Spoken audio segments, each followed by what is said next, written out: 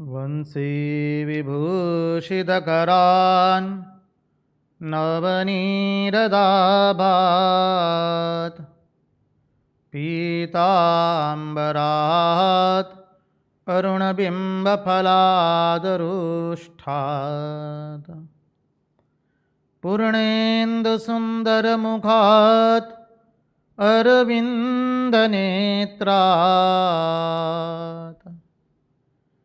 कृष्णात् परं किमपि तत्त्वम् अहं न जाने। कृष्णात् परं किमपि तत्त्वम् अहं न जाने। स्वस्ति श्रीगणेशाय नमः। श्रीसरस्वत्यै नमः। श्रीगुरुभ्यो नमः। नारायणं नमस्कृत्यं नरं चैव नरोत्तमं देवीं सरस्वतीं व्यास ततो जयमुदीरयेत्। नमस्ते शारदे देवी सरस्वती मतिप्रदे वसत्वं मम जिह्वाग्रे सर्वविद्याप्रदा भव।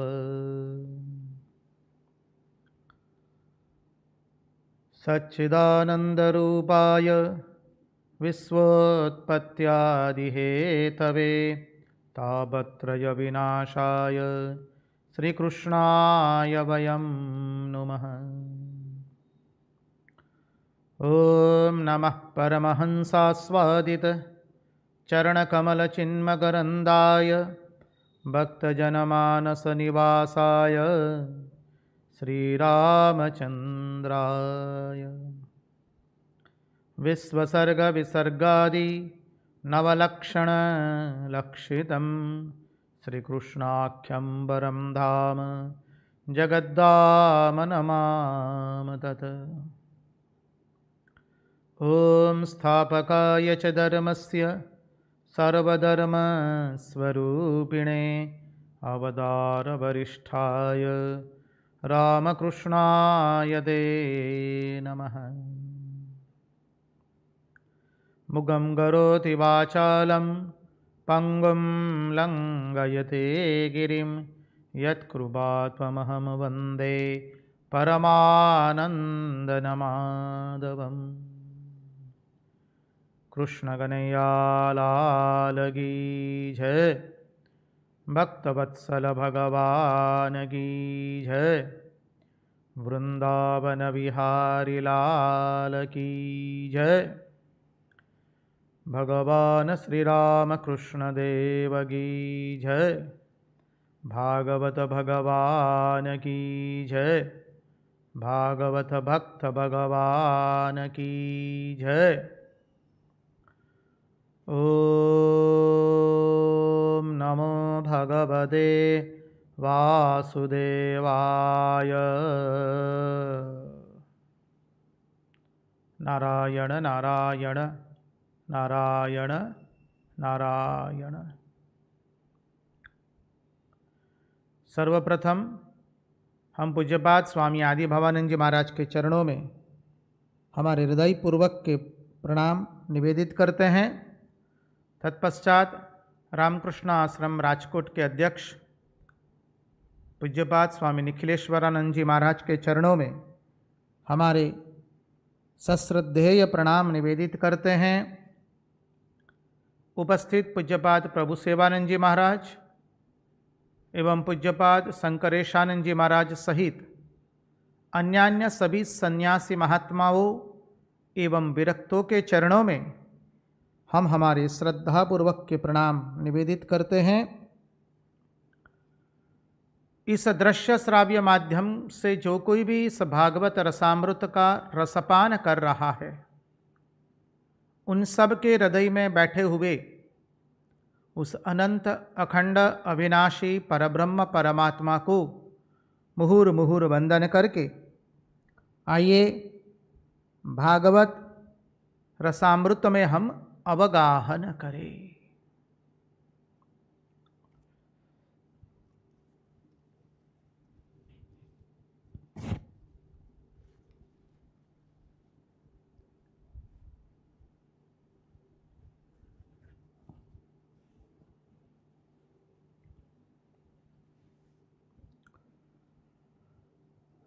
नारायण नारायण नारायण नारायण।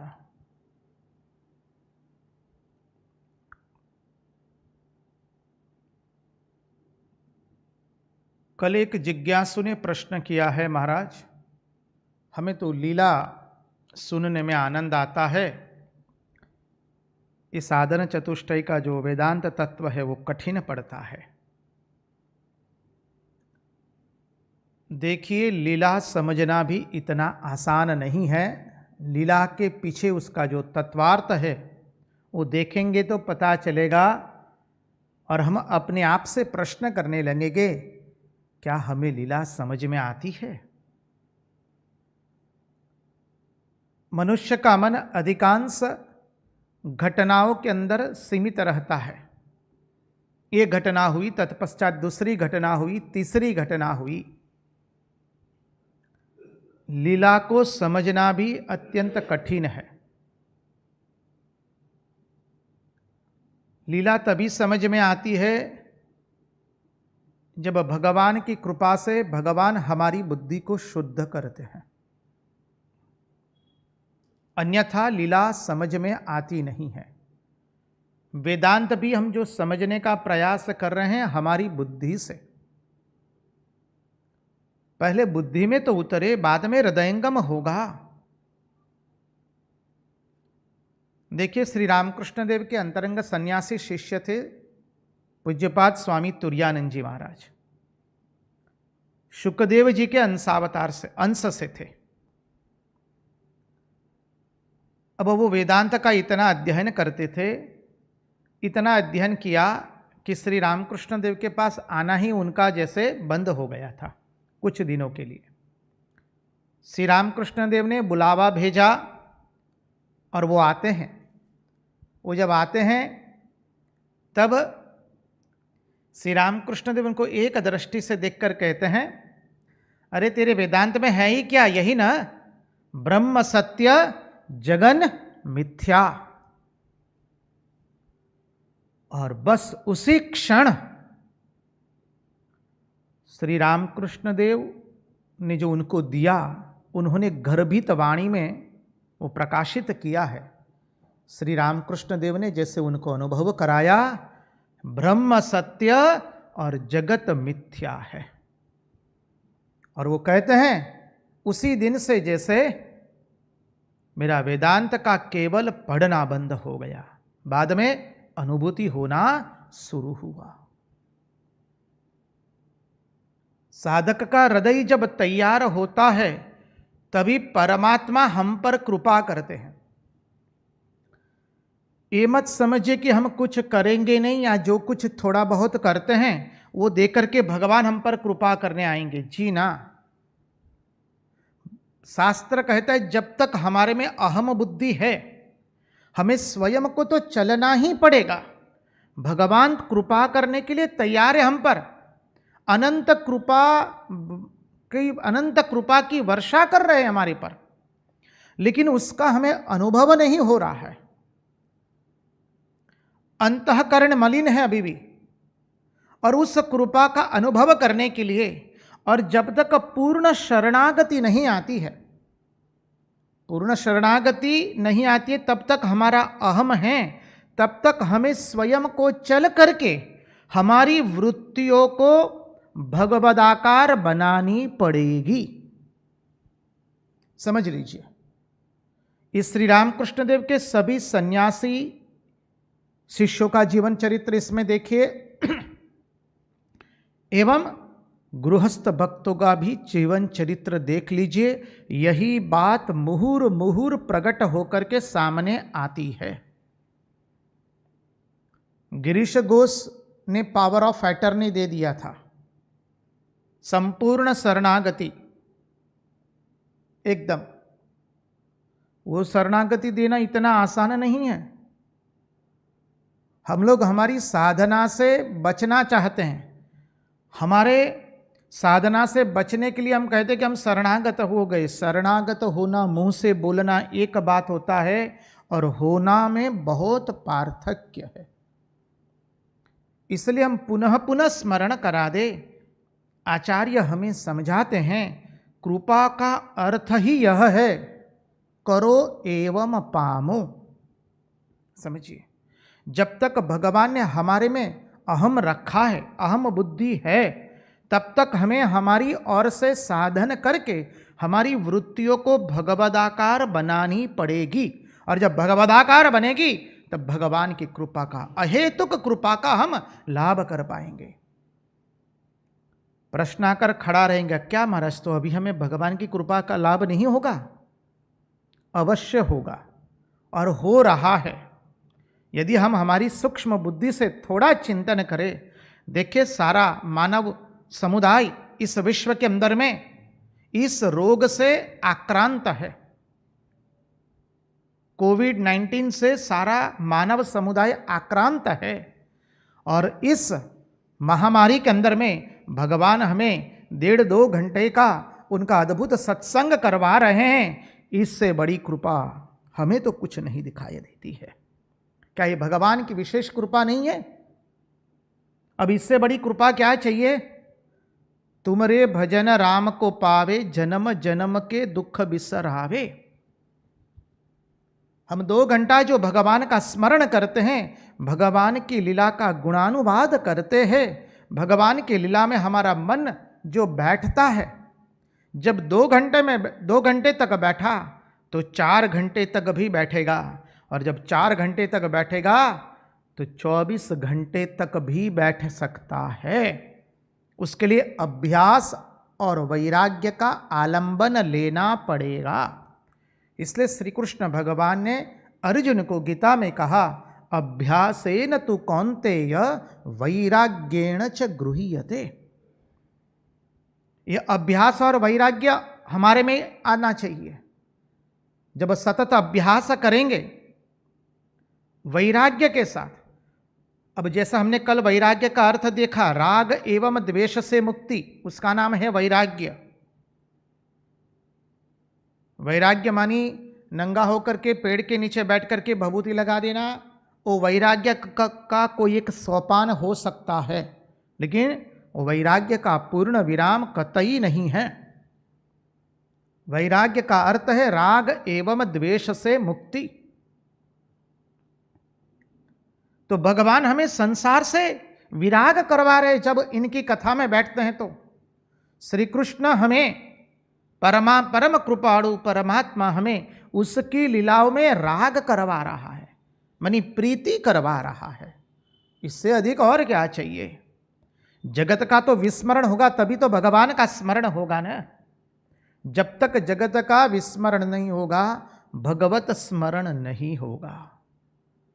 और जब भगवत स्मरण होगा तब जगत का विस्मरण हो जाएगा। इसी सिद्धांत को ही याद रख के और एक जिज्ञासु ने प्रश्न किया है, महाराज हम तो ना विष्णु सहस्त्र नाम जानते हैं, ना हम दुर्गा सप्तशती का पाठ करते हैं, ना ही हम शिव महिम्न स्तोत्र हमें आता है, ना ही कोई दूसरे स्तोत्र आते हैं। हमको तो केवल श्री रामकृष्ण देव, माँ शारदा और स्वामी विवेकानंद पर ही श्रद्धा है, तो क्या हमें प्राप्त नहीं होगा? देखिए, आपकी श्रद्धा को हम वंदन करते हैं। श्री रामकृष्ण देव, माँ शारदा, स्वामी विवेकानंद त्रयमूर्ति के प्रति श्रद्धा होने से काम हो गया। अब आपकी श्रद्धा को थोड़ा ज्ञान से परितुष्ट कीजिए। चाहे त्रयमूर्ति के प्रति श्रद्धा हो, या श्री कृष्ण के प्रति, श्री राम के प्रति, या माँ भगवती, माँ देवी, महाकाली, माँ अम्बा, माँ दुर्गा, किसी के भी प्रति श्रद्धा हो, श्रद्धा को ज्ञान से परितुष्ट करना पड़ता है। नहीं तो आकृतियां परमेश्वर नहीं है। हम पुनः पुनः उसका चिंतन किए हैं, इसमें से हमें निकलना होगा। ये तो सच्चिदानंद ब्रह्म है जो आकृतियों के पीछे खड़ा है, आकृतियों में निहित है। आकृतियां कभी परमेश्वर नहीं होती है। हमारा मन जिह्वा बनकर के उस आकृति को चाटता है, अर्थात किसको चाटता है? सच्चिदानंद ब्रह्म को चाटता है। तो बोले अब जब हमें ये सब स्तोत्र नहीं आते, विष्णु सहस्त्रनाम नहीं आता है, दुर्गा सप्तशती नहीं आती है, शिव महिम्न स्तोत्र नहीं आते हैं, तो क्या हमका ठाकुर के प्रति, त्रैमूर्ति के प्रति श्रद्धा होने से नहीं हो गया? नहीं हो जाएगा, अवश्य होगा, क्यों नहीं होगा। लेकिन याद रखिए, हमें अपने स्वयं से प्रश्न करना है कि क्या सारा दिन उस श्रद्धा का भाव हमारे हृदय में रहता है? देखिए, हम लोगों, हमारी आप सब लोगों से हाथ जोड़ करके एक खास नम्र निवेदन रहेगा, कृपा करके रामकृष्ण कथामृत पढ़ते हैं तो एक एक प्रसंग को गूढ़ार्थ से चिंतन करके पढ़िए। कोई भी शास्त्र का अध्ययन करे, ग्रंथ का अध्ययन करे, तो उसके गूढ़ार्थ में निहित जो तत्व है उसको पकड़ने का प्रयास कीजिए। श्री रामकृष्ण देव को प्रश्न पूछा है, महाशय ईश्वर में मन कैसे लगे? और श्री रामकृष्ण देव उत्तर देते हुए कहते हैं, ईश्वर के साधु भक्त के पास बारंबार जाना पहला, और दूसरा कहते ईश्वर के नाम गुण संकीर्तन करना, तृतीय है ध्यान करना मन में, वन में और कोने में, चतुर्थ है रात दिन यदि संसार में रहेंगे तो मन ईश्वर में लगेगा नहीं, इसलिए बीच बीच में एकांतवास करना है, और पंचम कहा है सब समय वस्तु विचार करना, ईश्वर ही सत्य बाकी सब असत्य। अब देखिए, इसमें जो कहा ईश्वर के नाम गुण संकीर्तन करना, तो चिंतन कीजिए। हम सारा दिन तो जप नहीं कर सकते हैं। पूज्यपाद निखिलेश्वरन जी महाराज अपनी प्रश्नोत्तरी में समझा रहे हैं ना, कोई सारा दिन ध्यान, बोले कब तक हमें ध्यान करना? एक आगे जिज्ञासु ने प्रश्न किया था, तो कहते हैं ध्यान की मात्रा अचानक बढ़ जाने से फिर आपको मेंटल हॉस्पिटल में भर्ती करना पड़ेगा, पागल खाने में। तो सारा दिन तो हम जप नहीं कर सकते, सारा दिन ध्यान नहीं कर सकते, तो इस मन को अच्छे भाव में रखे कैसे? उसी के लिए स्तोत्र पाठों का सहारा है। समझ लीजिए, विष्णु सहस्त्रनाम करेंगे, शिव महिम्न स्तोत्र करेंगे, ललिता सहस्त्रनाम करेंगे। कितना सुंदर स्तोत्र है ललिता सहस्त्रनाम। सिंदूरारुण विग्रह माणिक्य मौलि स्फुरत तारानायक शेखरां स्मितमुखीन आपीन विक्षोरहां पाणिभ्य मलिपूर्ण रत्न चषकं रक्तोत्फलं बिभ्रतिं सौम्यां रत्नघटस्थ रक्तचरणां ध्यायेत् पराम् अंबिकाम्। श्रीमाता श्री महाराज्ञी श्रीमत्सिंहासनेश्वरी चिदग्निकुंड संभूता देव कार्य समुद्यता। कितना सुंदर स्तोत्र है मां के ऊपर में। ललिता सहस्त्र नाम वो कीजिए, दुर्गा सप्तशती का पाठ कीजिए। या देवी सर्वभूतेषु निद्रा रूपेण संस्थिता नमस्तस्यै नमस्तस्यै नमस्तस्यै नमो नमः।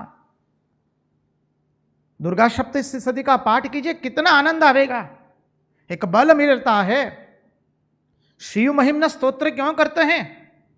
महिम्नः पारन्ते परम विदुषो यद्रसिदृषि। कितना सुंदर स्तोत्र है, आप कीजिए, कितना आनंद आवेगा, मन एक अच्छी जगह में रहेगा। समझिए, शिव महिम्न कीजिए, विष्णु सहस्त्र नाम कीजिए, ललिता सहस्त्रनाम कीजिए, दुर्गा सप्तशती का पाठ कीजिए, भजन गाइए। ये सब विविध उपाय क्या है? मन को एक अच्छी जगह में रखने का। भगवान की लीलाओं का श्रवण कीजिए। अब यदि ये कहेंगे ना ये तो श्री रामकृष्ण देव पर नहीं है, तो हम तो आपको वंदन कर देते हैं, हम कुछ नहीं बोल सकते बाद में। अर्थात हमने श्री रामकृष्ण देव के भाव को लिया ही नहीं है। कृपा करके संकीर्णता को जीवन में स्थान नहीं देना है हमें, समझिए। हनुमान चालीसा कीजिए, कितनी सुंदर है। जय हनुमान ज्ञान गुण सागर, जय कपीश तिहु लोक उजागर। कितना आनंद आता है राम नाम करते, कितना आनंद आता है। अरे रामचरितमानस ला करके शुरू कर दीजिए। वर्णानाम अर्थ संगानाम रसानाम छंदसाम अपि। अपने मन को एक अच्छी जगह में प्रवृत्त करने के लिए स्तोत्र पाठ भजन का हम सहारा लेते हैं, कीर्तन का सहारा लेते हैं। इसलिए कहते हैं श्री रामकृष्ण देव के कथामृत को जब पढ़ते हैं, आप केवल पढ़ने के लिए मत पढ़ना है, नहीं पढ़ना है, हमको उसके गूढ़ार्थ में जाने का प्रयास करना है।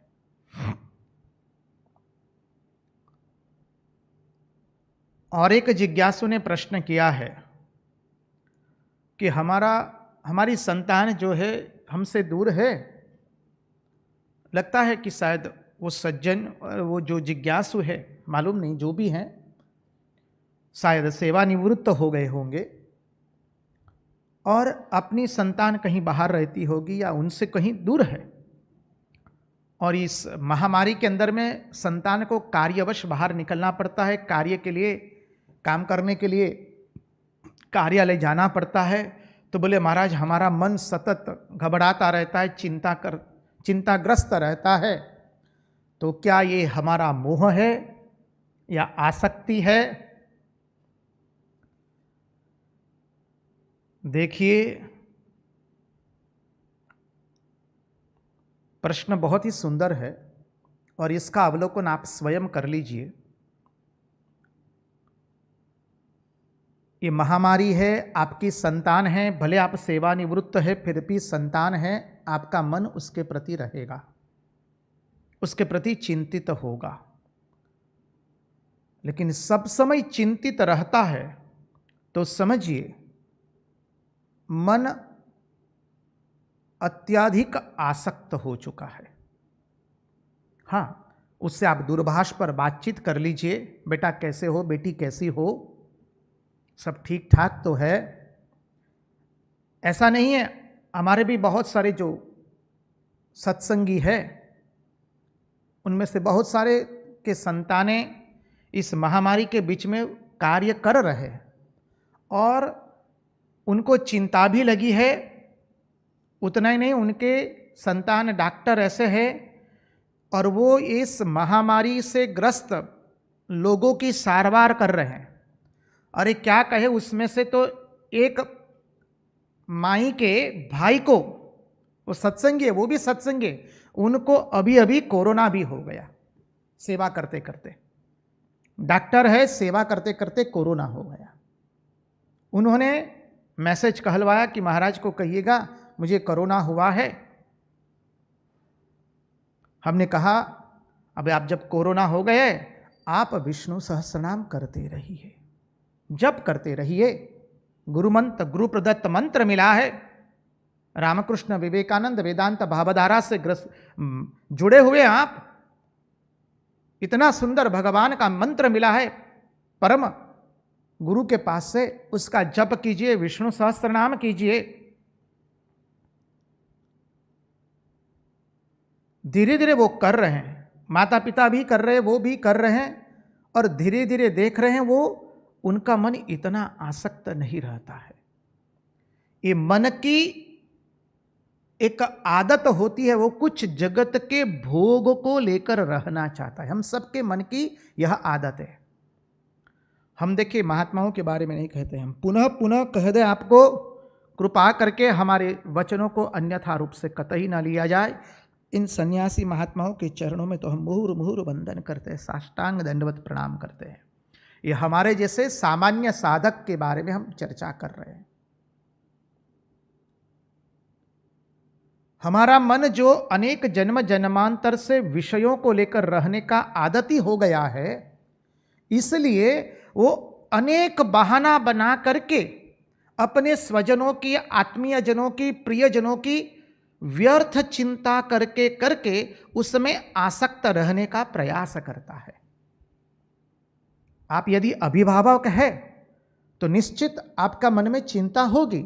अब सारा दिन चिंता से ग्रस्त रहना वो स्वस्थ मनुष्य की निशानी नहीं है। अभिभावक के रूप में आप उनकी खबर लीजिए, उनके लिए प्रार्थना कीजिए, उनको प्रोत्साहन दीजिए, उनसे सत्संग कीजिए और अपने मन को स्वस्थ करने के लिए समझ लीजिए भगवान की कथा ही कथा है, बाकी सब व्यथा है। अपने प्रियजन आत्मजनों की जितनी निरर्थक चिंता करेंगे हम, उतना ही मन हमारा दुर्बल बनता जाएगा, आसक्त बनता जाएगा और परिणाम क्या होगा? हमारा मन छिन्न भिन्न हो जाएगा।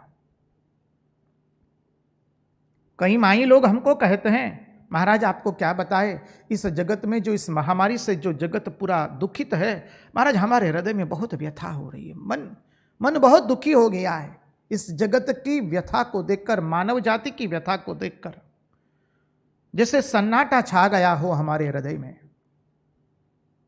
हम तो यही कहते हैं आपके दुख में हम भी सहभागी हैं। अच्छी बात है, मानव जात के दुख को देखकर आप दुखी होते हैं, अच्छी बात है। अब सारा दिन दुखी होना वो अच्छी बात नहीं है। तो आप कहेंगे क्या महाराज हमको हृदय नहीं दिया है, भगवान ने हमको भावनाएं नहीं दी है? अवश्य भावनाएं दी है, हृदय दिया है। आपकी इस भावना को हम वंदन करते हैं, लेकिन भावना में भावुक होना और जगत के दुखों का चिंतन करने से उस दुख की मुक्ति होने वाली नहीं है। मुक्ति कब होगी? जब भगवान का चिंतन करेंगे, भगवान की कथा का श्रवण करेंगे। इसलिए पुनः पुनः आपको यही बात पर समग्र शास्त्र, महापुरुष, आचार्य, गुरु सब लोग हमको यही बात पुनः पुनः कहते हैं, अरे मानव अपने मन को तुम भगवान की कथा में नियोजित करो। इसलिए हम आपको प्रार्थना करके कहते हैं केवल 2 घंटे के सत्संग को ही सत्संग मत समझिए, उसके बाद उसका चिंतन कीजिए। यदि आपके पास साधन है तो पुनः इस कथा का श्रवण किया जाए, YouTube पर तो है ही, क्यों न किया जाए। देखिए आपका मन स्वस्थ रहेगा और जगत के दुख की चिंता करके करके आपका मन दुखित हो जाएगा। और जब हमारा मन दुखित होता है तो क्या हुआ? जरूरत से अधिक दुखी होता है। हम ऐसा नहीं कहते कि दुखी नहीं होना चाहिए, हम तो कोई आत्मज्ञानी पुरुष नहीं होकर के बैठे हैं, स्थित प्रज्ञ के लक्षण हमारे में प्रकट नहीं हुए हैं। हम तो दुखित होंगे, अवश्य दुखित होना है, but we must come back to the centre point. Remember this, हम जब हमारे मूल बिंदु से विच्छेद हुए तब हम जगत के दुख में दुखित भी हुए हैं, बात सही है, दुखित होंगे, फिर हमें मुख्य बिंदु पर वापस आना है। श्री रामकृष्ण देव हमें अपने जीवन से दिखाते हैं, इसलिए श्री रामकृष्ण देव की वंदना करते करते स्वामी विवेकानंद बहुत सुंदर लिखा है, नरदेव देव जय जय नरदेव, शक्ति समुद्र समुत्थत रंगम, दर्शित प्रेम विजृंभित रंगम। श्री रामकृष्ण देव में दोनों भाव है, नर भाव और देव भाव। नारायण नारायण नारायण, क्षमा कीजिए। श्री रामकृष्ण देव में दोनों भाव विद्यमान है, नर भाव एवं देव भाव। जब उनका अत्यंत परम स्नेही अक्षय की मृत्यु हुई, श्री रामकृष्ण देव रो रहे हैं, क्रंदन कर रहे हैं। अब कैसी व्यक्ति क्रंदन कर रही है? जो साधना में इतनी उच्च अवस्था पर प्राप्त कर चुकी है, जो मां के सिवा और कुछ जानते नहीं हैं, जो मां के साथ बातचीत कर रहे हैं, मां के प्रेम में जो पागल बन चुके हैं, अहरनिश मन पूर्ण रूप से मां के चरणों में नियोजित हो चुका है। ऐसे व्यक्ति का भांजा या भतीजा संबंध ठीक हमसे याद नहीं है, अक्षय, और जब भतीजा, वो अक्षय जो भतीजा था, उसकी जब मृत्यु हुई तो श्री रामकृष्ण देव क्रंदन करते, रोते हैं।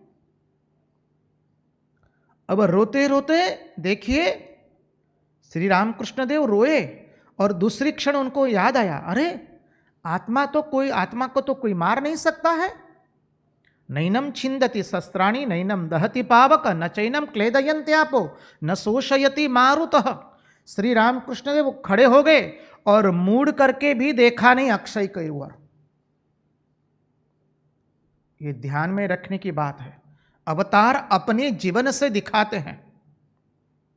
माना कि हम लोग सामान्य साधक, हम स्थितप्रज्ञ नहीं है, आत्मज्ञ नहीं है, और ऐसा नहीं कि हमारा मन पूर्ण रूप से भगवान में नियोजित हो चुका है।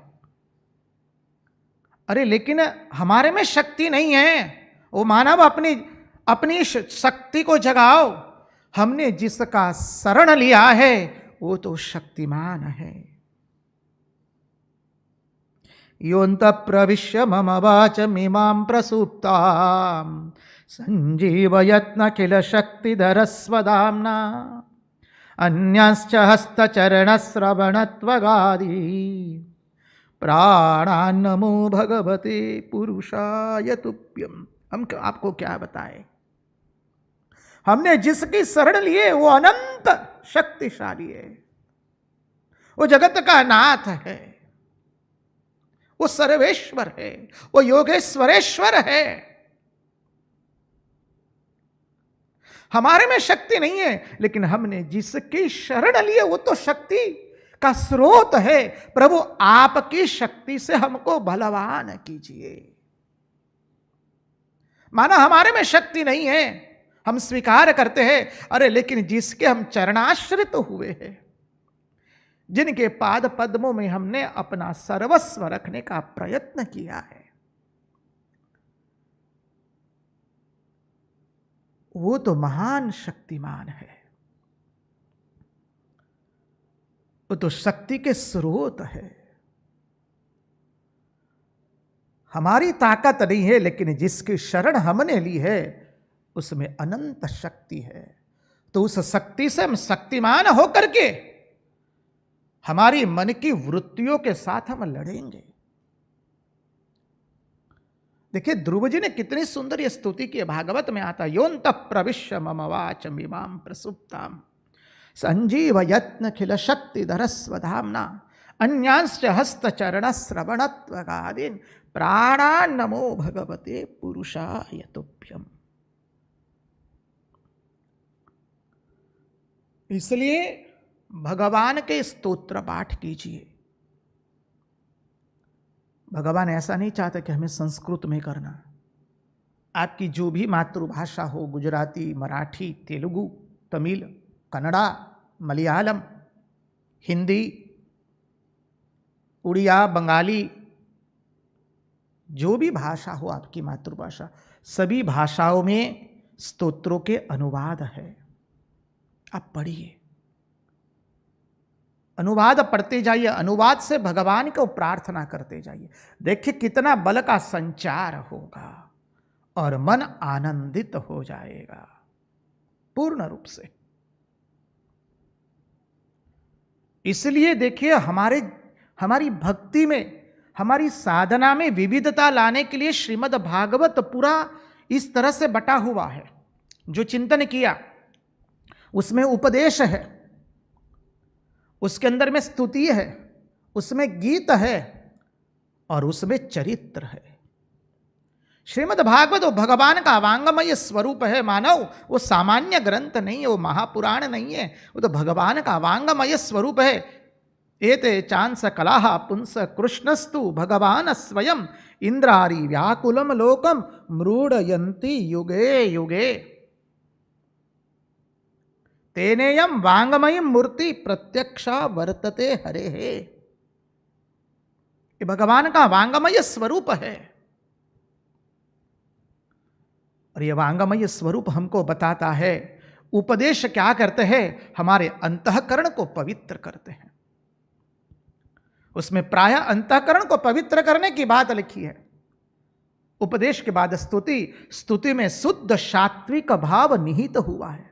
भगवान की हम स्तुति करते, देखिए अभी स्तुति किया, योन्त प्रविश्य मम वाचमिमां प्रसुप्तां। आहा हा, कितना आनंद आया बताइए, कितना बल मिला हमारी श्रद्धा को, हमारे विश्वास को। इसलिए तो हमारे नरसिंह ने लिख दिया है, तम तिमिरे अम तेज जग बजे, अमरुदिरे तब बल पेटवजे, अमंतरमा तब पद धरजे, अमने राखो सदा तब शरणे। प्रभु हमें सदैव आपकी शरण में रखिए। रंगदूत महाराज लिखते, आन पड़ा नाथ दर पे शरण में लीजिए। प्रभु हम तो आ गए आपके द्वार पर, हमको शरण में ले लीजिए। आन पड़ा नाथ दर पे शरण में ले लीजिए।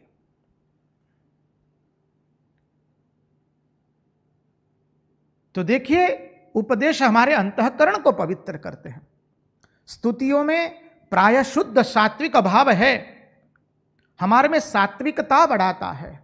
और गीत में हृदय के भावों की अभिव्यक्ति हुई है। अरे क्या हुई? तव कथामृतम तप्त जीवनम कवे बेरेड़ितम कल्मषापहम श्रवण मंगलम श्रीमदाततम भुवि गृह्णन्ति ते भूरिदा जना। गोपी गीत हृदय के भावों की अभिव्यक्ति है। और चरित्र हमारे मन को आकृष्ट करता है, हमारे मन एवं इंद्रियों को अपनी ओर आकृष्ट करके उसे पवित्र बनाता है, उसको शुद्ध करता है चरित्र। और देखिए भगवान की लीला का साधारण अर्थ कभी नहीं होता है। भगवान की लीला एक होती है, उसके अर्थ अनेक होते हैं, याद रखना है। भगवान का जन्म देखिए आप, श्री कृष्ण का जन्म बंधन में हुआ, कारागार में, रात्रि के समय हुआ, अंधकार में हुआ, बंधन में हुआ। वो है स्वयं बंधन में जन्म हुआ उनका, स्वयं का जन्म हुआ अंधकार में, बंधन में। और वो लोगों को प्रकाश देते हैं और मुक्ति प्रदान करते हैं। यही ईश्वर का ईश्वरत्व। अरे लोगों को मुक्ति प्रदान करने के लिए ही उनका जन्म हुआ है, समझिए। विष्णु सहस्त्र नाम के अंदर में एक पंक्ति आती है, बहुत सुंदर है। सद्गति सत्कृति सत्ता सद्भूति सत्परायण स स स। सद्गति सत्कृति सद्गति सत्कृति। अभी देखिए विष्णु सहस्त्र नाम पर भगवान आद्य शंकराचार्य ने भी भाष्य लिखा है। और क्षमा कीजिए, नारायण रामानुजाचार्य के शिष्य श्री वत्सांकाचार्य ने भी भाष्य लिखा है। अब भगवान आद्य शंकराचार्य सबसे पहले भाष्य विष्णु सहस्रनाम पर ही लिखे हैं, तत्पश्चात अन्य भाष्य लिखे हैं। सबसे पहला भाष्य उन्होंने विष्णु सहस्रनाम पर लिखा है। और रामानुजाचार्य लिखने वाले थे। पहले आचार्यों की ये परंपरा रहती थी कि वो प्रस्थानत्रयी पर अपना भाष्य लिखने के बाद साथ साथ में विष्णु सहस्रनाम पर भी भाष्य लिखते थे। तो जब विष्णु सहस्रनाम पर भाष्य लिखना हुआ तो पूज्यपाद रामानुजाचार्य महाराज, उनकी वृद्धावस्था हो चुकी थी, वो लिख नहीं पा रहे थे। तो उन्होंने श्री वत्सांकाचार्य को भाष्य लिखने को कहा और वत्सांकाचार्य ने बहुत सुंदर भाष्य लिखा है विष्णु सहस्त्रनाम पर। भगवान आद्य शंकराचार्य का जो भाष्य वो भी अद्भुत है। अब देखिए, भगवान आद्य शंकराचार्य जब विष्णु सहस्त्रनाम पर भाष्य लिखते हैं तो उन्होंने सत्कृति का सुंदर अर्थ किया है। सत्कृति अर्थात वो कहते हैं भगवान जो सृष्टि स्थिति और प्रलय करते हैं, भगवान की सृष्टि स्थिति प्रलय चलता रहता है और उसी से भगवान मनुष्य मानव का समग्र भूतों का कल्याण करते हैं। सृष्टि स्थिति प्रलय रूप कृति जिन की है अर्थात सत्कृति। शंकराचार्य भगवान वेदांत के सिद्धांत अद्भुत प्रकट करते हैं सत्कृति शब्द के अंदर में। महात्माओं ने बहुत सुंदर शंकराचार्य भाष्य पर प्रवचन भी दिए हैं। समय मिले तो कभी सुनिएगा किसी के। आप जिस आश्रम से संपर्क रखते हो उस आश्रम में अवश्य ही विष्णु सहस्त्रनाम पर भगवान आद्य शंकराचार्य द्वारा लिखित टीका पर महात्मा लोग प्रवचन करते होंगे। आप उनके चरण में बैठ करके समझने का प्रयास कीजिएगा। सत्कृति शब्द का अर्थ भगवान आद्य शंकराचार्य करते हैं सृष्टि स्थिति और प्रलय रूप जो है वो भगवान की सत्कृति है। अब श्री वत्सांकाचार्य सत्कृति का अद्भुत अर्थ करते हुए कहते हैं अजन्मा प्रभु का जन्म होना। देखिए, दोनों के भावों का चिंतन करना है हमको। अजन्मा प्रभु का जन्म लेना ही सत्कृति है। और ये प्रभु कैसा है? जो अजन्मा है, जो सर्वशक्तिमान है, सर्वज्ञ है, अजन्मा है, सर्वज्ञ है, सर्वतंत्र स्वतंत्र है। वो जन्म धारण करता है किस लिए? अपने भक्त की इच्छा को पूर्ण करने के लिए। वत्सांकाचार्य का भाष्य, श्री वत्सांकाचार्य का, क्षमा कीजिए, श्री वत्सांकाचार्य का भाष्य में श्री वत्सांकाचार्य सत्कृति का अर्थ समझाते हुए कहते हैं। और क्या कहते हैं साथ में? अरे ऐसा भगवान जो छुप छुप करके गोपियों के चित्त का हरण कर रहा है। सोचिए, अरे जो गोपियों के चित्त को हरण करने के लिए अपने नाम पर विशेषण देता है कि ये तो चोर है, माखन चोर, जय रणछोड़ माखन चोर। अरे अपने भक्तों की रक्षा करने के लिए जो रणछोड़ का विशेषण अपने ऊपर लेता है, जो अपने भक्तों के मन को अपनी ओर आकृष्ट करने के लिए सुंदर बांसुरी नाद करके उनको जगत का विस्मरण करवाता है। अरे जो अपने भक्तों के ऊपर में जो माया का पर्दा थोड़ा बहुत लगा है, जो थोड़ा पतला सा अज्ञान का आवरण लगा है, वो स्वयं जाकर के उस आवरण को वो फाड़ देता है चिरहरण की लीला करके। वो है सत्कृति। सद्बुद्धि सत्कृति सत्ता सद्बुद्धि सत्परायण। विष्णु सहस्त्रनाम।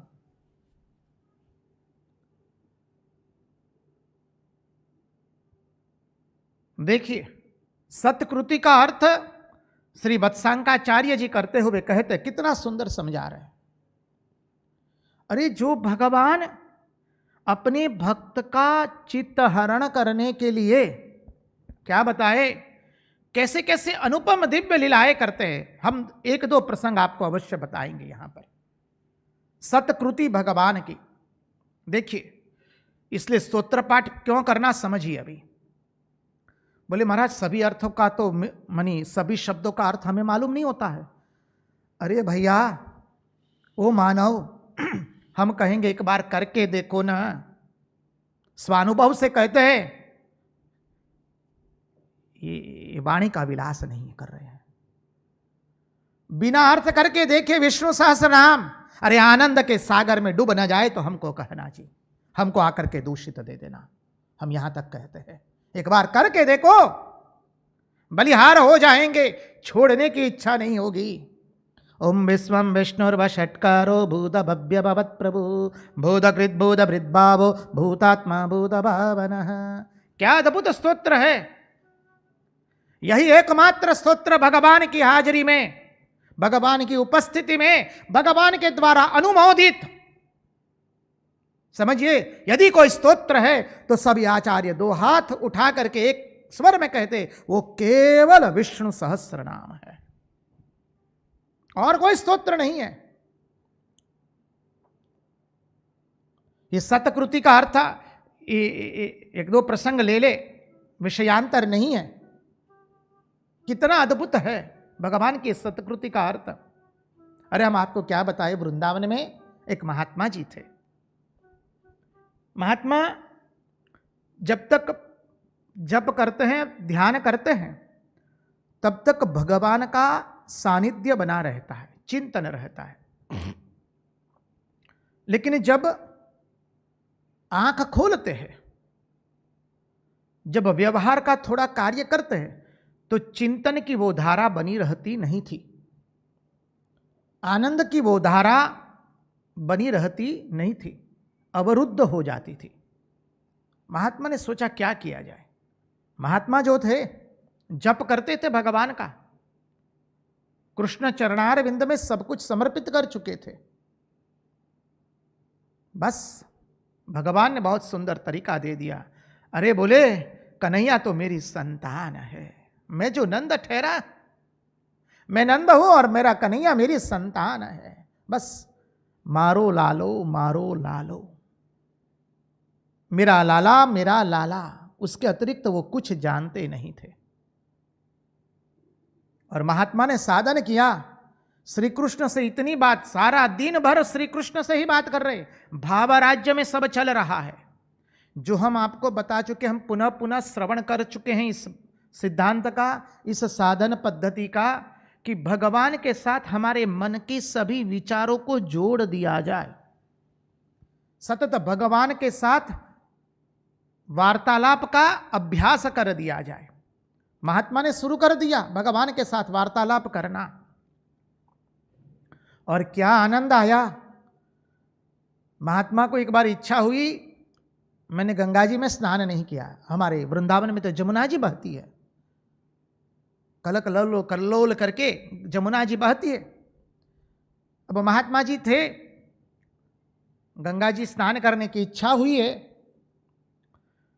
तो भावराज्य में हमारे लाला ने आकर के कह दिया, देखो बाबा, मैं अभी छोटा हूं, आप मुझे रख करके चले जाएंगे तो कैसे चलेगा।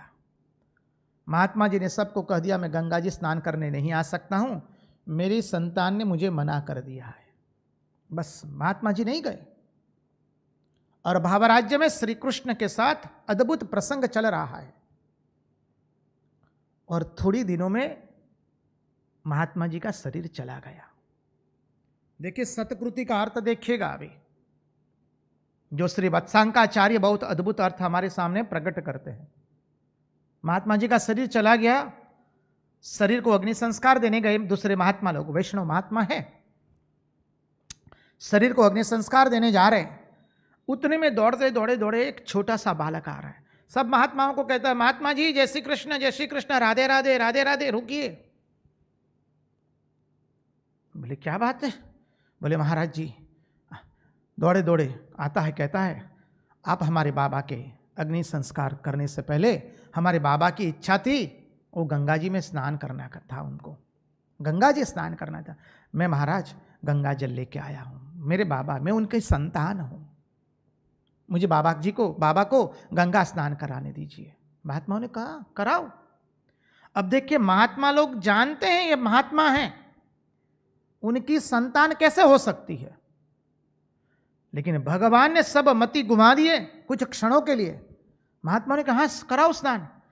उस संतान ने, वो छोटे बालक ने महात्मा जी को स्नान करवाया, स्नान करवा के सुंदर वस्त्र पहनाए, वापस चिता पर लेटा दिया उनके शरीर को, और स्वयं वो अग्नि संस्कार करता है। बोले मैं उनकी संतान हूं।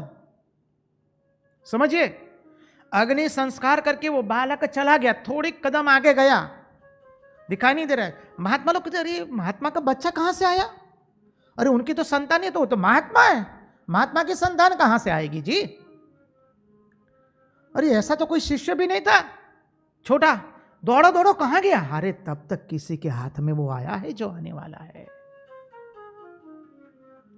सतकृति, हम आपको क्या क्या घटना बताए। हमारे श्री कृष्ण जो कहना है कह लीजिए, आप ब्रह्म कहिए, परमात्मा कहिए, भगवान कहिए, श्री राम कहिए, मां देवी भगवती कहिए, अंबा कहिए, या रामकृष्ण देव कहिए, जो कहना है कह लीजिए। हमारा तो नाम हजारों, नामी एक, रूप करोड़ों, रूप ही एक, यही भाव है। देखिए हमारे रामकृष्ण मिशन सेवाश्रम जो है हमारा वृंदावन में, उसी में घटना घटी है। कुछ साल पूर्व एक महात्मा जी थे, अखंडानंद सरस्वती जी महाराज, जिनके वांगमय शरीर के चरणारविंद में बैठ करके हम सब कुछ कह रहे हैं। हमारे आचार्य है, उनके चरणों में हम साष्टांग दंडवत प्रणाम करते हैं मोर मोर।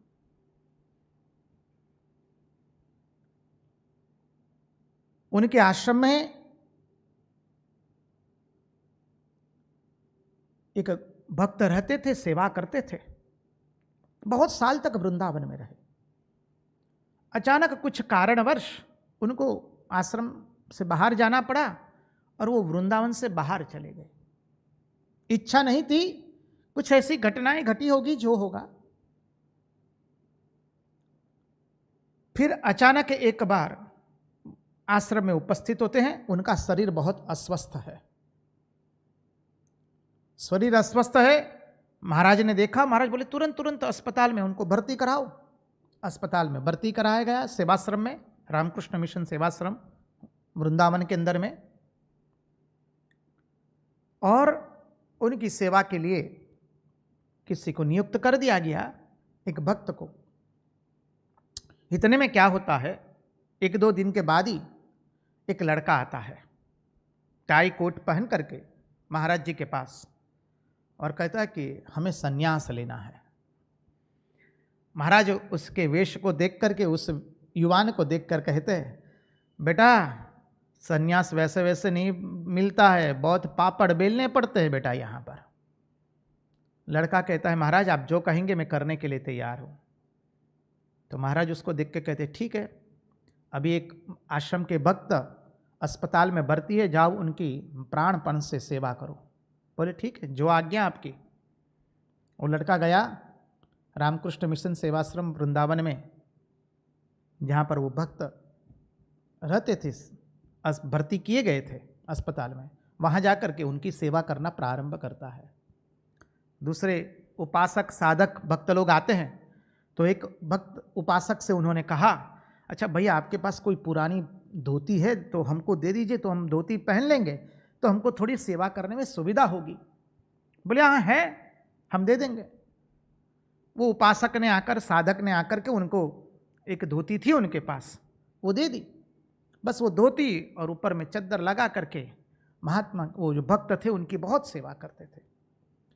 अब वो साधक जो है वो बार बार आते हैं, भक्त अस्पताल में भर्ती किए हैं तो देखने के लिए आते हैं। उन्होंने उसको पूछा भी, अच्छा भाई तुम बताओ तो कहाँ से आए हो, तुम्हारा नाम क्या, कहाँ से, क्या ठिकाना है तुम्हारा। तो वो लड़का कहता है अरे आपको इस सब से क्या मतलब, मैं कहाँ से आ रहा हूँ, मेरा क्या नाम है, छोड़िए नहीं इस सब को, राधे राधे कीजिए, वृंदावन में है। अब समझिए। और वो भक्त की उन्होंने ऐसी सेवा की, वो भक्त को जो भगवान श्री राधा जी के रास के जो पद अत्यंत प्रिय थे, वो सब पद गा के उनको सुनाते थे। वो समझिए, उनको इतना आनंद दिया, उनकी इतनी सेवा की। अनन्यास चिंतयन्तो माम ये जना पर्युपासते तेषाम सतत युक्तानाम भजताम प्रीतिपूर्वकम। ये सब गीता के भिन्न भिन्न श्लोक एक साथ मिल जाएंगे यहां।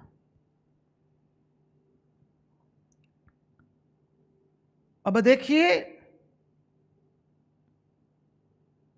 एक दिन हुआ ऐसा, उनका अंतिम समय नजदीक आ गया, उनके प्राण चले गए भक्त के।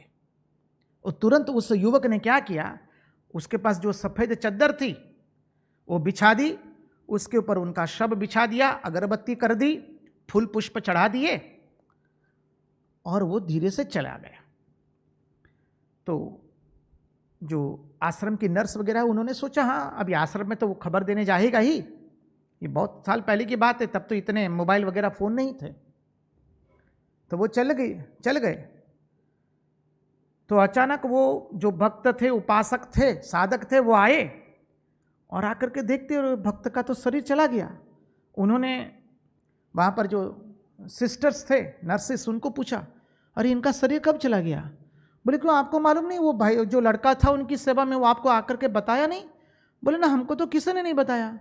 बोले वो लड़के ने ही उनको यहाँ पर उनके शव को लेटा दिया गया है, उसने पुष्प अर्पण किए, अगरबत्ती अर्पण की, उसने जमुना जी भी उनके मुंह में डाला है, ये सब सेवा उसी ने की है। और जो वो साधक जो थे, उन्होंने जो धोती दी थी उस लड़के को, वही धोती पर उनका शव बिछा दिया था।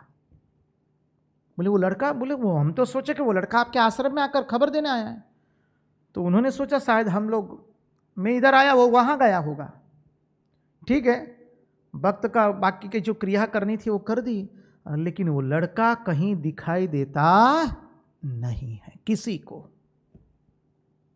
समझिए, सद्गते सत्कृते सत्य सत्य सद्भूति सत्परायण। सत्कृति, भगवान अपने भक्तों के लिए क्या नहीं करते हैं। चिरहरण से लेकर के अपने आप को चोर बना देते हैं, अपने आप स्वयं बंधन में होते हुए भी जीव को बंधन से मुक्त करते हैं, स्वयं अंधकार में जन्म लेकर के भी अपने भक्तों को प्रकाश देते, वो है श्री कृष्ण। अद्भुत प्रसंग है। आगे का हम महाराज से विनती करेंगे, एक छोटा सा भजन गा लीजिए।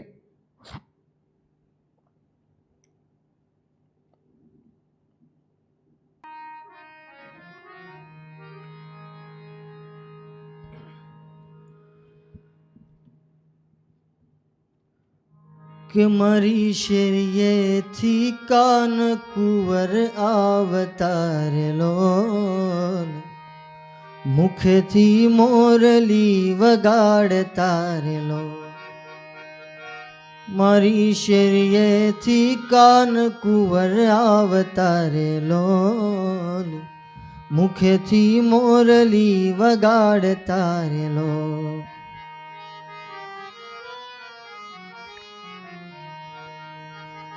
कि हूँ तो जब की ने जोवानी शरीर लोल, ओढ़ाना अंबर भी शरीर लो।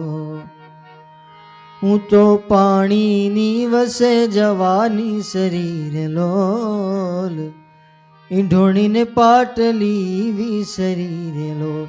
मारी शरीये थी कान कुंवर अवतार लोल, मुखे थी मोरली वगाड़ तार लो।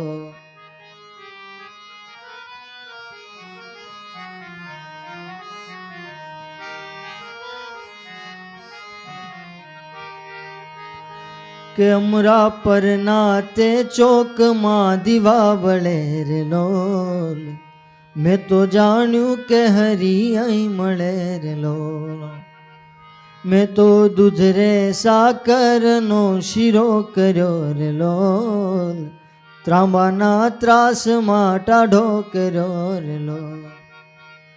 मारी शरीये थी कान कुंवर अवतार लोल, मुखे थी मोरली वगाड़ तार लो।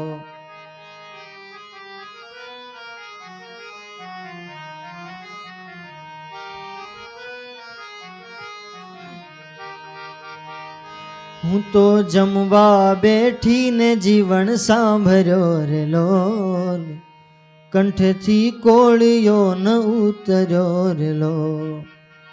के हूँ तो जमवा बैठी ने जीवन सांभरो रे लोल, कंठ थी कोलियो न उतरो रे लो। મને કોઈ રે દેખાડો દીનાનાથ ને રે લોલ, કોળિયો જમાડું જમણા હાથનો રે લોલ. મને કોઈ રે દેખાડો દીનાનાથ ને રે લોલ, કોળિયો જમાડું જમણા હાથનો રે લોલ.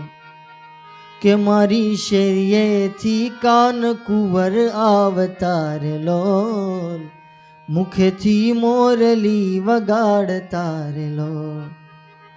મારી શેરીએથી કાન કુંવર આવતા રે લોલ, મુખેથી મોરલી વગાડતા રે લોલ.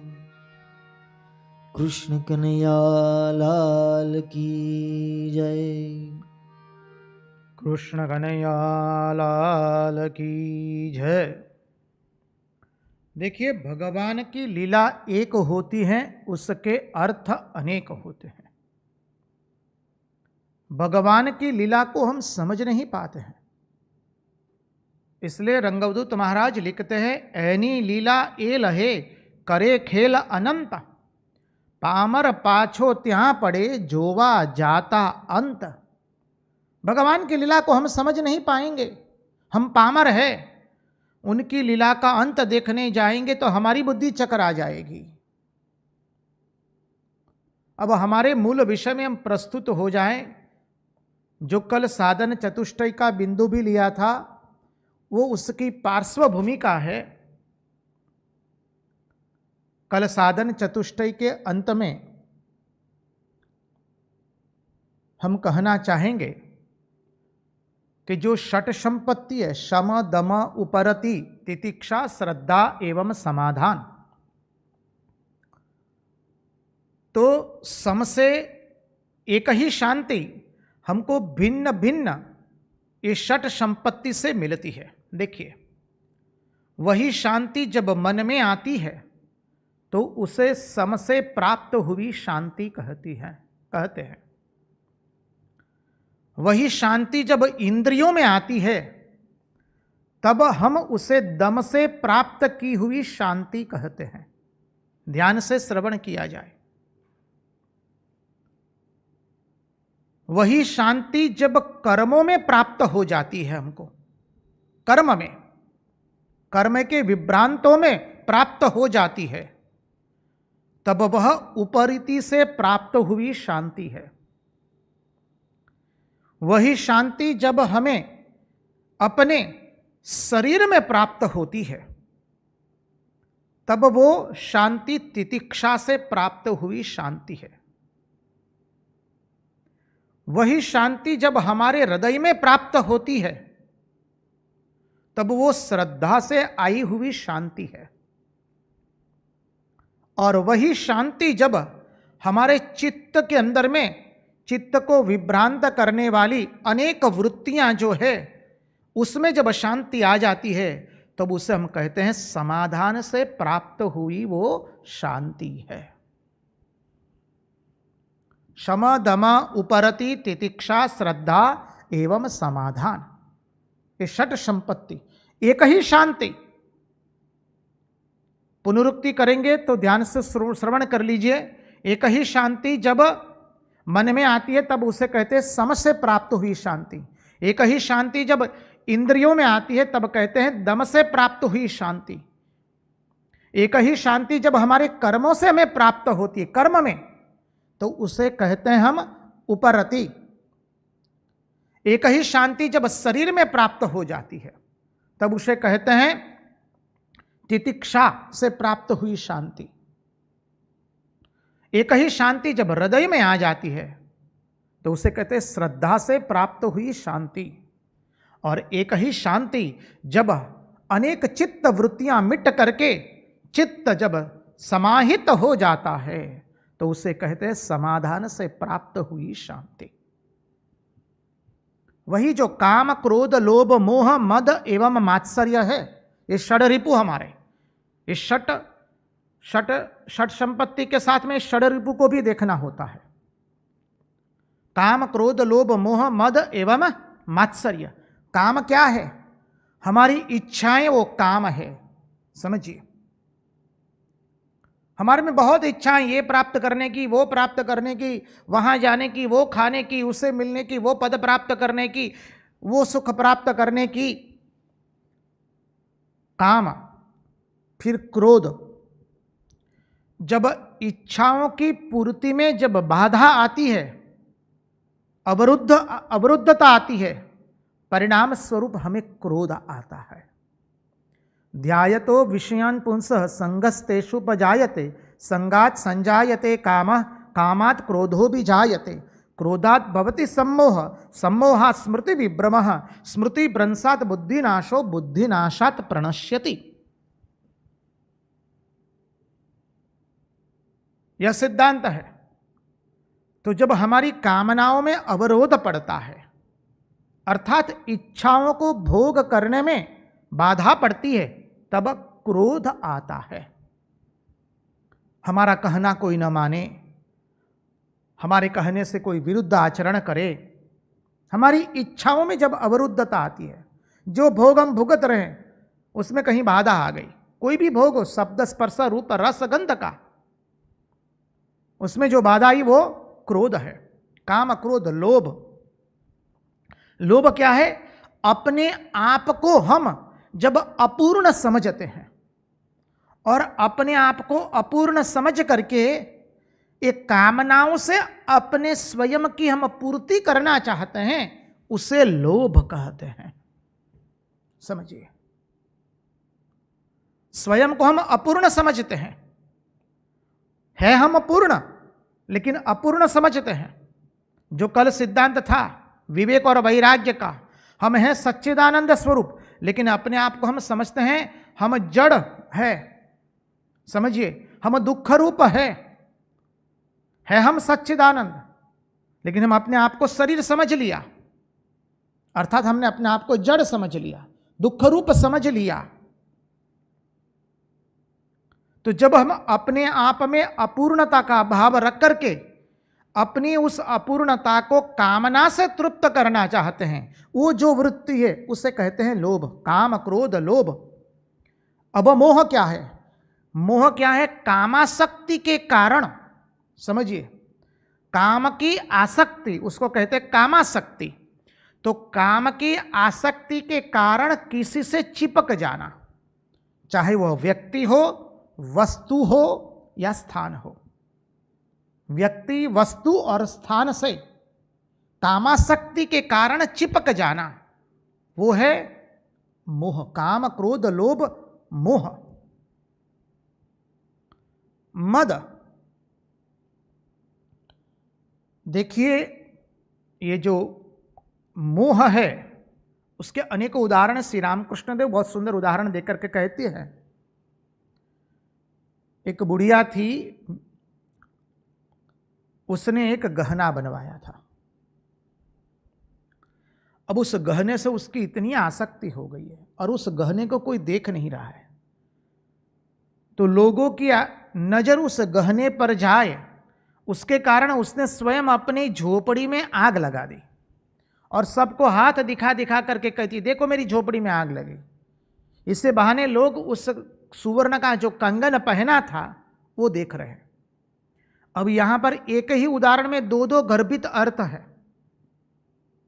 मोह किसे कहते हैं? हम किसी से कामासक्ति के कारण किसी से चिपक गए, चाहे वो व्यक्ति हो, वस्तु हो या स्थान हो। कोई व्यक्ति से चिपकता है, कोई स्थान से चिपक जाता है और कोई वस्तु से चिपक जाता है। मोबाइल, लैपटॉप, घर, गाड़ी, पद, प्रतिष्ठा, नाम, यश, कीर्ति, कोई एक स्थान, कोई एक व्यक्ति पर आसक्त हो जाना, वो कामासक्ति के कारण। तो काम, क्रोध, लोभ, मोह, मद। मद। अब मद क्या है? मद के अंदर में मनुष्य को श्रीमद, धन मद, ऐश्वर्य मद, सौंदर्य मद, ये सब मद है। जब मनुष्य के अंदर में ये मद होता है तो वो दूसरों की अवगणना करता है, दूसरों को अपने से वो निम्न देखता है। विद्या मद है, धन मद है, सौंदर्य मद है, प्रतिष्ठा का मद है, पद का मद है, ख्याति का मद है, विख्याति का मद है। अरे मेरे में कोई मद नहीं है, उसका भी मद है। जानते महाराज, हमारे में बिल्कुल अभिमान नहीं है, बस उसी का अभिमान है। तो जब मद आ जाता है तब मनुष्य का विवेक वो खो बैठता है। उसे कहते हैं मद। और मात्सर्य, मात्सर्य के बारे में शास्त्र इतना सुंदर बताता है। शास्त्र कहता है, देखो जब मात्सर्य आ जाता है तो क्या हो जाता है व्यक्ति के अंदर में। यदि कोई अच्छा कर रहा है, किसी में कोई सद्गुण है, तो उस सद्गुण को पहचानने की जगह, यदि कोई अच्छा सत्कार्य कर रहा है तो उस सत्कार्य को पहचानने की जगह उस सत्कार्य बंद कैसे हो जाए, उसमें वो सद्गुण है तो वो सद्गुण को कैसे प्रकाशित न किया जाए। स्वयं भी अपना उत्थान नहीं करेंगे और दूसरा कोई अपना उत्थान करना चाहता है तो उसको भी हम नीचे गिरावेंगे। वह है मात्सर्य। दूसरों की प्रशंसा, दूसरे की प्रसिद्धि, दूसरे की उन्नति सहन न करना, स्वयं भी उन्नत न होना और दूसरे की उन्नति को सहन न करके उसे भी नीचे गिराने का प्रयास करना, वो है मात्सर्य। यह षड रिपु काम क्रोध लोभ मोह मद एवं मात्सर्य। अब पार्श्व भूमिका हुई, तब हम चले मूल विषय के अंदर में। वृषभासुर का वध, केशी का वध और व्योमासुर, ये 3 असुर का वध बाकी है। उसमें से वृषभासुर का वध हुआ।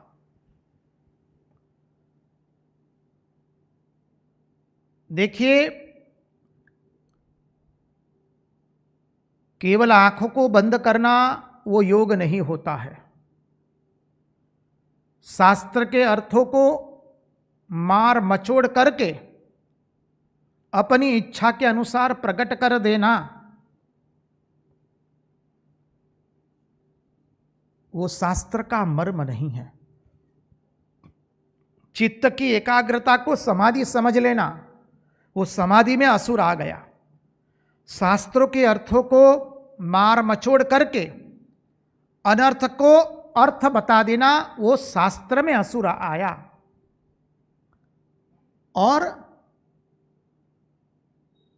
शास्त्र से विपरीत आचरण करे, उसको शास्त्र के अंतर्गत बताना, वो धर्म में असुर तत्व आया। जब धर्म में असुर तत्व आया तो वृषभासुर बना। इसलिए देखिए, भागवत के प्रथम स्कंद में ही यह प्रसंग आता है। जब भगवान वेदव्यास ने महाभारत की रचना की, फिर भी भगवान वेदव्यास को शांति नहीं है। इतना इतना किया, वेदों को 4 भाग में विभाजित किया, उपनिषदों को समझने के लिए ब्रह्मसूत्र की रचना की। समझिए, महाभारत जैसा महाकाव्य, महाग्रंथ लिखा, ऐतिहासिक ग्रंथ लिखा, 17 पुराण की रचना की, फिर भी उनके मन में शांति नहीं है। अब नारद जी आते हैं उनके पास और नारद जी उनको थोड़ा मीठा ठपका देते, मीठी डांट लगाते हैं। नारद जी वेदव्यास जी को क्या कहते हैं समझिए। जुगुप्सितम धर्म कृतेनुशासतः स्वभाव कृतस्य महान व्यतिक्रमः। आवृत्ति करते हैं उस श्लोक की हम। जुगुप्सितम धर्म कृतेनुशासतः स्वभाव रक्तस्य महान व्यतिक्रमः। हे वेदव्यास जी, आपने धर्म तत्व को समझाने के लिए इस संसार के लोगों को थोड़ा अधर्म करने की भी छूट दे दी थी। सिद्धांत को ध्यान से श्रवण करेंगे तो समझ में आवेगा। हे महामुने व्यास जी, आपने अधर्मी लोगों को धर्म की ओर मोड़ने के लिए थोड़े अधर्म करने की छूट दे दी थी। अब ये मानव इतना खराब है, इतना खराब है, इतना लोलुप है इंद्रियों के प्रति, उसके मन की गति निम्न इंद्रियों के प्रति इतनी है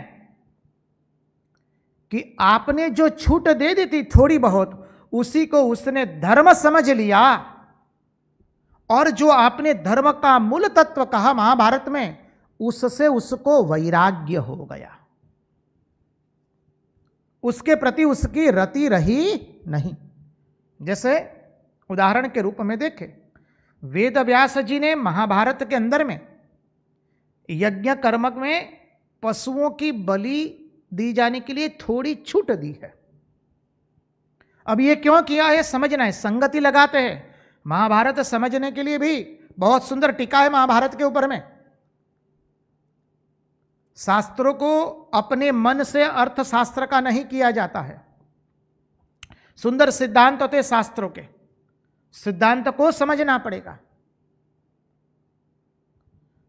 वेदव्यास जी ने जो धर्म से पूर्ण रूप से विरक्त हो चुके हैं, ऐसे असुर भी जैसे धर्म का कुछ पालन करके कैसे भी धर्म में प्रवृत्त हो, उसके लिए, क्योंकि ऐसे अधर्मी लोग तुरंत उनको धर्म का उच्च तत्व बताएंगे तो धर्म में प्रवृत्त नहीं हो पाएंगे, इसलिए उनको थोड़ी थोड़ी छूट दी जाती है। ठीक है, थोड़ा तुम इतना कर लो। उदाहरण के रूप में देखें तो एकादशी का उपवास होता है, तो श्रेष्ठ उपवास क्या है? निर्जला एकादशी करते हैं, जल भी ग्रहण नहीं करते हैं।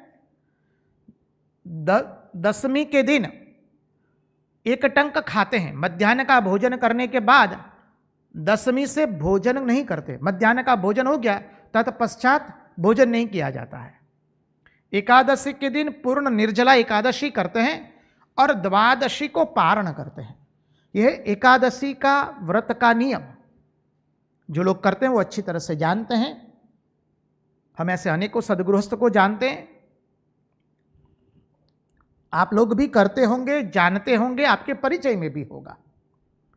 यह आदर्श हुई। अब बोले हम तो दशमी के दिन से मध्याह्न भोजन करने के बाद हम तो एकादशी का उपवास नहीं कर सकते। ठीक है भैया, थोड़ा खा लीजिए, दशमी को भी रात्रि भोजन कर लीजिए।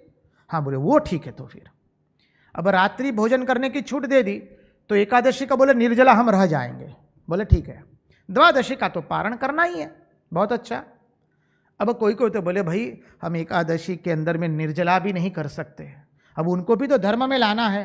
बोले ठीक है, तुम थोड़ा फलाहार कर लो, फलाहार, फल का आहार, थोड़ा सेब खा लिया, थोड़ा केले खा लिए, थोड़े बहुत अंगूर ले लिए, बस हो गया। हाँ बोले ये ठीक है, ये छूट दी जाएगी तो हम अवश्य एकादशी का उपवास कर सकते हैं। देखिए माताएं करवाती थी ना, हम लोग जब बचपन में थे, एकादशी के दिन हम लोगों को एकादशी का उपवास करवाना होता है तो माँ क्या क्या करती थी? अरे साबूदाना की खिचड़ी भी बना लेती है, बोले आज खा लो, साबूदाना की खिचड़ी बनवाई है। तो साबूदाना की खिचड़ी खाने के लिए वो एकादशी का व्रत किया जाता था। भाई कुछ दिया, समझिए, लालच तो देनी पड़ती है। अब फिर उसमें फिर कृष्ण किशोर एकादशी शुरू हो गई। अरे न जाने अभी तो कितना कितना खा रहे। बोले एकादशी के दिन जो सामान्य दिन में नहीं खाया जाता वो सब एकादशी के दिन अच्छा सा खाते हैं हम लोग। हमने तो बहुत कुछ सुना है कि भाई एकादशी के कचौरी भी मिलती है, माने वो क्या बोलते हैं, क्या क्या कुछ सब निकला है न जाने। तो ये सब क्या है? बोले कैसे भी जीव जो है भोग में आसक्त है तो कैसे भी वो एकादशी का उपवास करके थोड़ा धीरे धीरे उसकी वृत्तियों, उसकी इंद्रियों पर काबू में लाए, उसकी इंद्रियों को काबू में रखे, उसी के कारण। तो यहां पर महाभारत में वेदव्यास भगवान ने भी उसी सिद्धांत से छूट दी कि ठीक है, यज्ञ के अंदर में थोड़ी पशु बलि की छूट दी।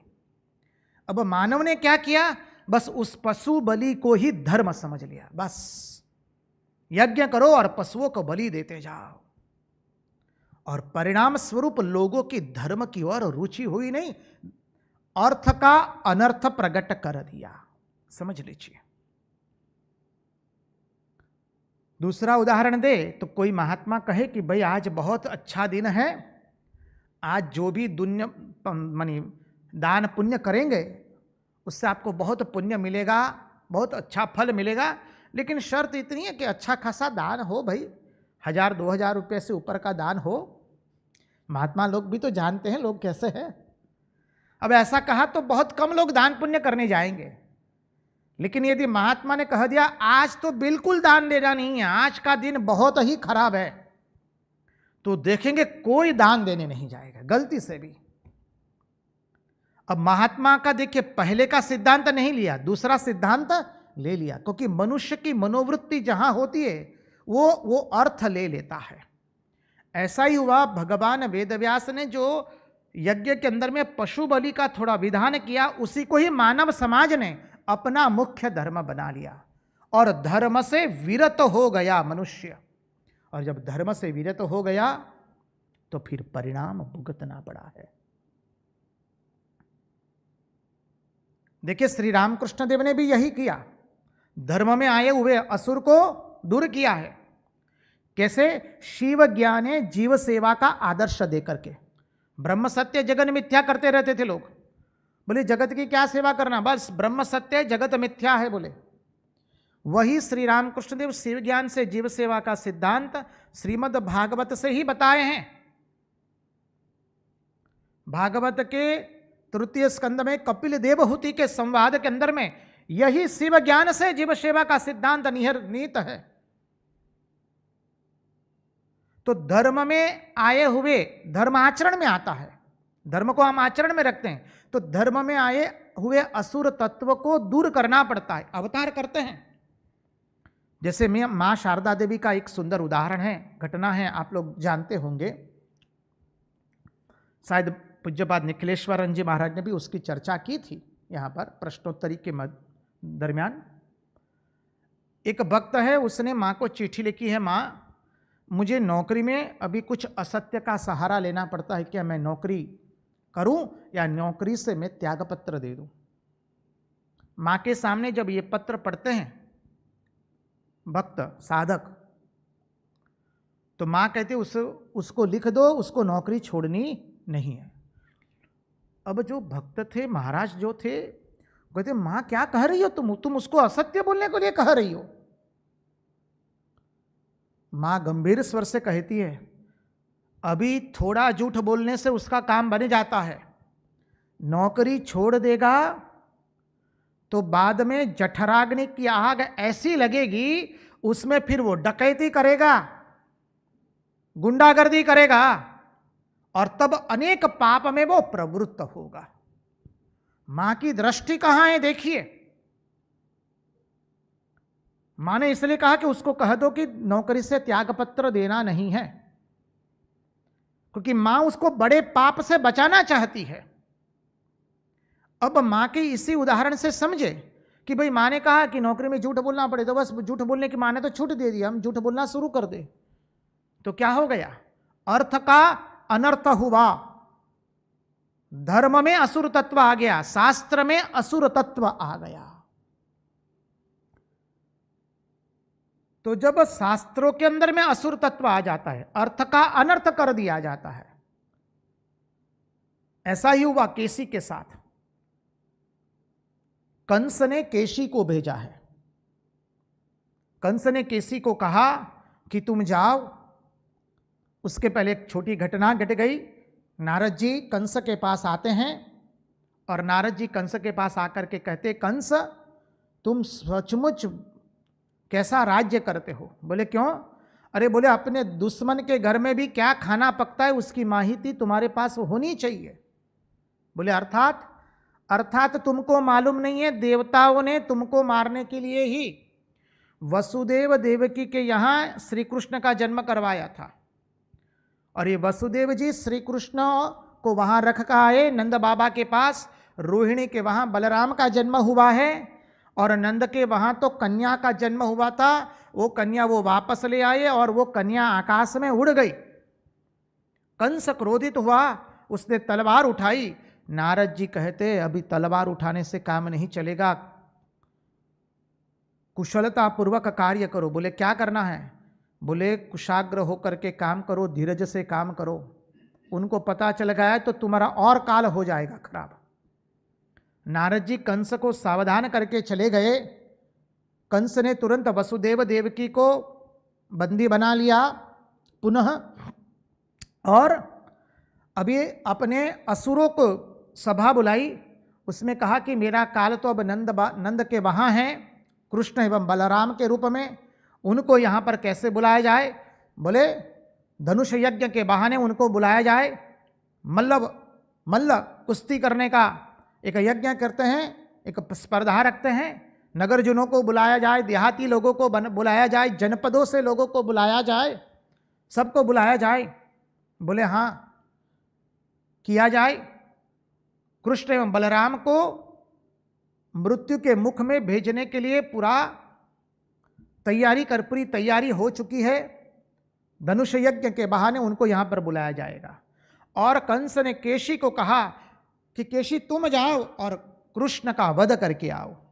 अब केशी आता है, ये केशी वही हयग्रीव, जब सृष्टि की रचना होती है तब हयग्रीव ही वेद को छुपा लेता है, वही ये केशी आया, हनन हनन करके आता। उसके हनन से देवताएं स्वर्ग का राज्य छोड़ करके भाग जाते हैं, इतना विकराल उसका हनन है। वो जब हनन करता है उसकी जो ध्वनि होती है वो इतनी विकराल ध्वनि होती है।